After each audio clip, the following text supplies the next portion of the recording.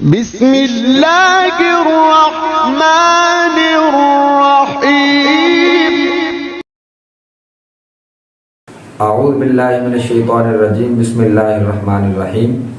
سامعین و ناظرین، اللہ تبارک و تعالی نے ارشاد فرمایا الم تر الی الملأ من بنی اسرائیل من بعد موسیٰ، کیا آپ نے نہیں دیکھا موسیٰ کی وفات کے بعد بنی اسرائیل کے ایک گروہ کی طرف، اذ قالوا لنبی اللہ مبعث لنا ملکا، جب انہوں نے اپنے نبی کو کہا ہمارے لیے ایک بادشاہ مقرر کریں، نقاتل فی سبیل اللہ، کہ ہم اللہ کے راستے میں جہاد کریں گے۔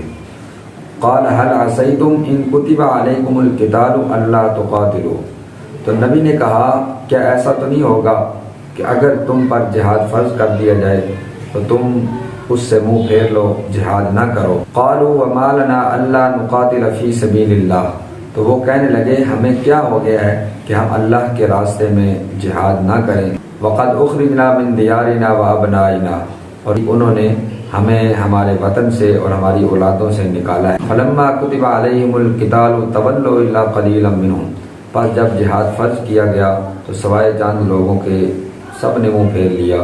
واللہ علیم بالظالمین، اور اللہ تبارک و تعالیٰ ظالموں کو خوب جاننے والا ہے۔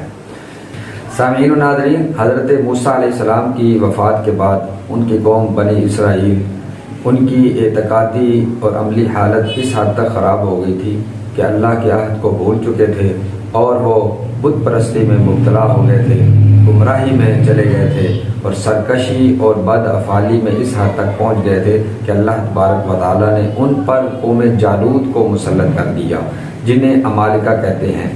جالوت ایک نہایت جابر اور ظالم بادشاہ تھا۔ اس کی قوم کے لوگ مصر اور فلسطین کے درمیان بحر روم اس کے ساحل پر رہتے تھے۔ انہوں نے بنی اسرائیل کے شہر چھین لیے اور ان کے لوگوں کو گرفتار کر لیا اور ان پر طرح طرح کی سختیاں کی۔ اس زمانہ میں بنی اسرائیل میں سے کوئی نبی اس وقت نہیں تھا، صرف ایک بی بی تھی جو حاملہ تھی، ان کے ہاں ایک بیٹے کی ولادت ہوئی۔ جب بیٹے کی ولادت ہوئی ان کا نام شموئیل رکھا گیا اور انہیں تورات کا علم سیکھنے کے لیے بیت المقدس کے اندر ایک عالم تھے، بزرگ عالم، ان کے پاس بھیجا گیا۔ جب وہ بچے کو وہاں داخل کر دیا گیا تو اس بزرگ عالم نے بچے کو اپنا منہ بولا بیٹا بنا لیا، اس سے پیار اور محبت کرنے لگے۔ ایک رات وہ بچہ سو رہا تھا تو بچے کو حضرت جبریل امین نے اس بزرگ عالم کی آواز جیسی آواز اس نے لگائی، تو بچے نے جب آواز سنی، بچے نے سمجھا کہ مجھے عالم نے بلایا ہے۔ عالم سے پوچھا کہ آپ نے مجھے آواز لگائی ہے، تو اس بزرگ عالم نے اس بات کے خوف سے کہیں بچہ ڈر نہ جائے کہا بیٹا سو جاؤ۔ تو دوسری مرتبہ پھر حضرت جبریل امین نے آواز لگائی، بیٹا وہ بچہ پھر اٹھتا ہے، عالم کے پاس جاتا ہے، پوچھتا ہے کہ آپ نے آواز لگائی ہے۔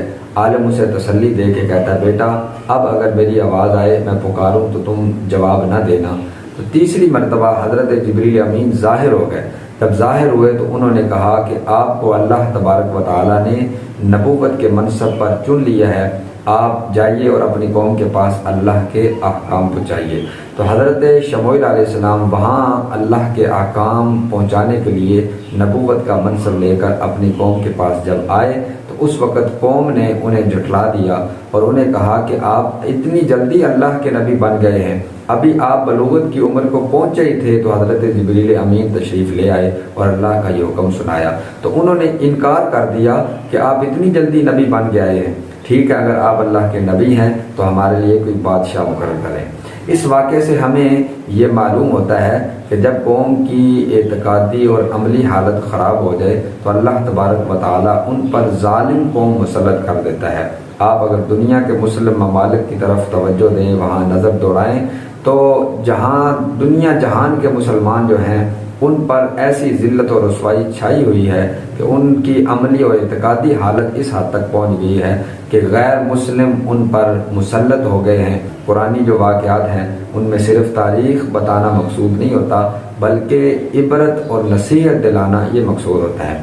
تو جب حضرت شموئیل علیہ السلام نے قوم کے سامنے اپنے نبی ہونے کا اعلان کیا تو انہوں نے انکار کر دیا۔ ہاں اتنی بات کہی تھی کہ آپ ہمارے لیے کوئی بادشاہ مقرر کریں اگر آپ اللہ کے نبی ہیں تو تو ہم ان کے ساتھ جہاد کریں گے۔ تو اس وقت حضرت شموئیل علیہ السلام نے یہ بات کی تھی، قال هل عصیتم ان کتب علیکم القتال الا تقاتلوا، کیا ایسا تو نہیں ہوگا کہ اگر تم پر جہاد فرض کیا جائے تو تم منہ پھیر لو؟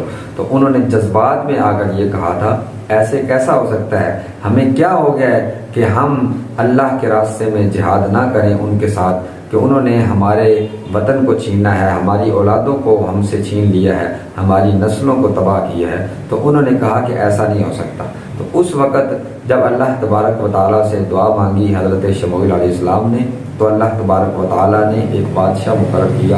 تو جو حضرت شموئیل علیہ السلام کو ڈر تھا، جو خدشہ تھا، وہی ہوا۔ تو جب حضرت شموئیل علیہ السلام نے بادشاہ مقرر کر دیا تو قوم نے ان کا انکار کر دیا، ان کو بھی جھٹلا دیا۔